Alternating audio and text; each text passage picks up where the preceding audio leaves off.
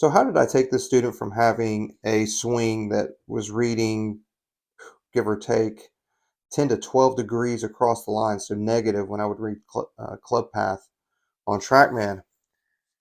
How did I get him from that first swing on top, which was taken mid-April, and the swing on the bottom was just merely 2 days ago? So a little under 2 months between the first lesson on the top and the newest lesson I gave him on the bottom.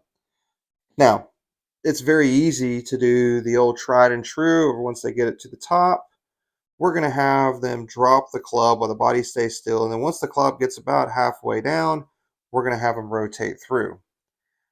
That might work. I would be a little afraid of my wall to the right there.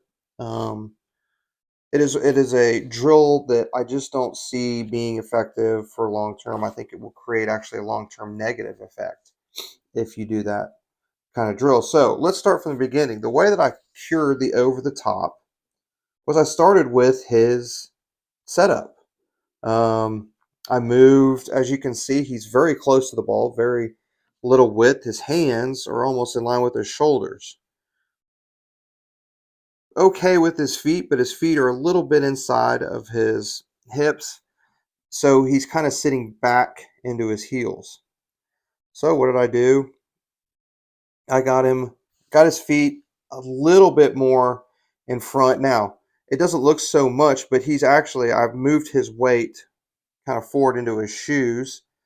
And you can see how now his hands are a little bit closer to his chin. Look at the space in between his legs. There's a lot more space there, even though the hands and the arms are not extending. So he hasn't gotten too far away from it, but he still created space. So that's number one. Number two is I had him create a more dynamic backswing. This is very common for many players, is that they just lift the club, especially one who sets up with their hands close to the body. It's very easy to, where we're going to create spaces in the backswing and just kind of push our hands straight up and out, and we can't get much depth going back.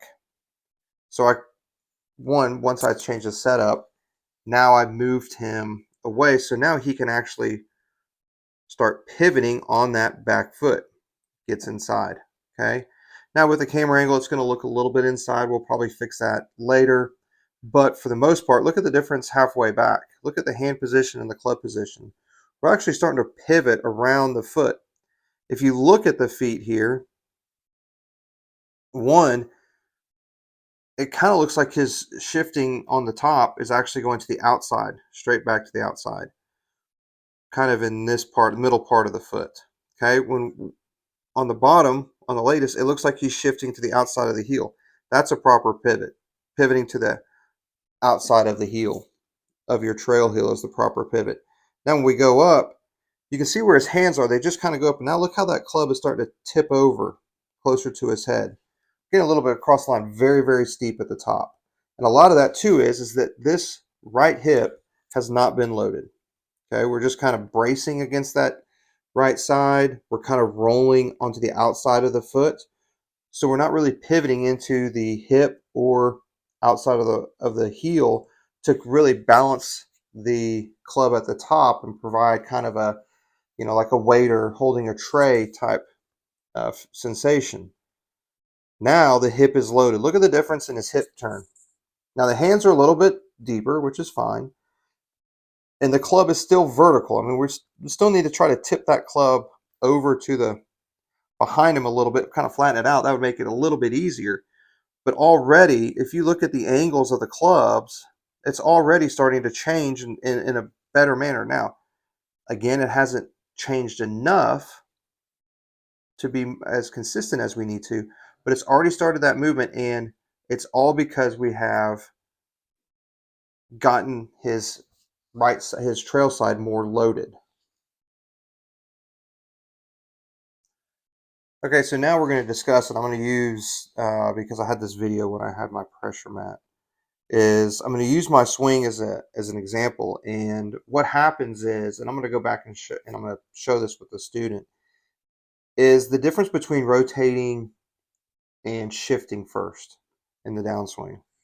So if we look here, when I go back, so this is the backswing here, I get back into my right now. At the very start, watch the shift.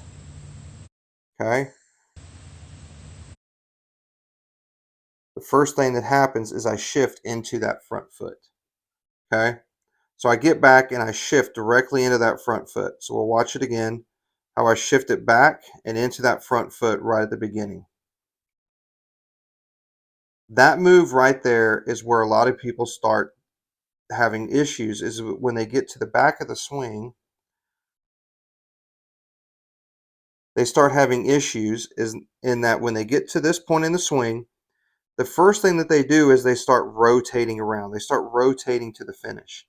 And what we need to do is shift to the finish. So you can see up there in the pressure mat up in the top left there, how I shift into the front foot.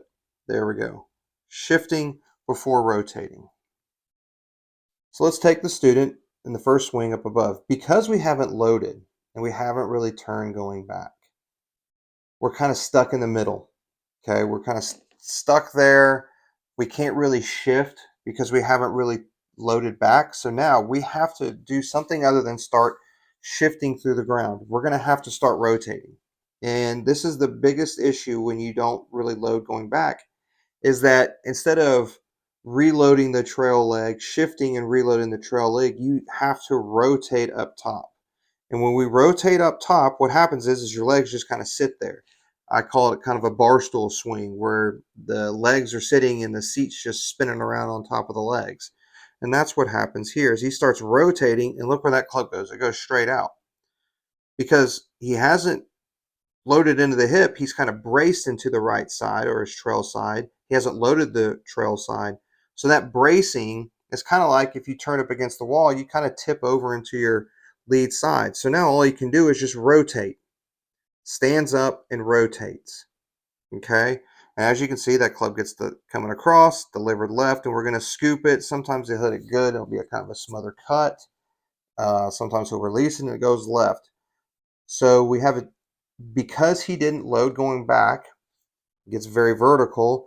We start rotating, and there is the over the top. Now let's come down to what we've worked on. We have worked a lot in the last month and a half on once we get loaded, we make sure and we shift, or another way of looking at it, repositioning that left side. Now look how those legs, because we've gotten loaded, now we have to it's like almost loading into kind of a clip. So we've kind of locked that trail hip into place. Now we've got to unlock it. So how are we going to unlock it? We're going to pull it out of its clip with the left side. So we pull it now. The old swing of rotating the shoulders is not going to go away in a month and a half, but we can certainly start to tame it a little bit and start stopping it from rotating and start moving it in the right direction. So let me move his first swing up. There we are, about halfway down. We can see where the club is. Now watch, because of his proper setup, because of his proper turn back, and because he is now starting to shift and transfer pressure from his trail side into his lead side at the beginning of the backswing, look how the club has now got into a neutral position on the way down. And his hands here, they just cut across and kind of stand up to try to throw it. Now look how they really get into a good delivery position here in the slot. Now they're working around, but now look at that club being released out. Okay, there it goes. Now look at that release compared to the other release. And now we come on through. You look at his feet, kind of just stay flat-footed, spinning around. There's that rotation. We're just rotating around, getting it around his shoulders, and his hips are kind of out of line. There's no extension here in his feet. And we kind of get there, and because we spun, the right leg gets bowed out. Now let's come down to the newest swing. Now look how he's extending out. Look how we've turned right down. Look at that extension through. Look at that left foot. Remember how in the backswing I said you need to pivot around the trail leg, and that's indicated by the weight shifting to the outside of that trail heel. Now look at this. Kind of everybody knows Scotty and how he rotates around and pivots around that left foot, and how that inside of his left foot comes off the ground. There he goes, but he's well balanced. Spine angle, great. Coming through. Now look at that finish. All the way around. Look at that heel. Excellent job. You can see the difference in the feet between the two. And look how wide his feet are. We also did, I should have said, we got his feet a little bit wider so it promotes a little bit more shifting. But all in all, that's how we fixed his over the top, have started to fix his over the top. By first starting in the, you got to start at the beginning. Start at the setup. Then we're going to start with the takeaway. You got to start at step one. Step two is the takeaway. We haven't even really talked about the backswing, to be honest with you. All the takeaway and the initiating of the takeaway properly has gotten us to a better backswing.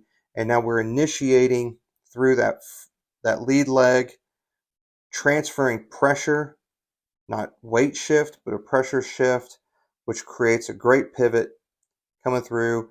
And it also drops the club into a more neutral position without having to consciously force it into that position all the way to the finish.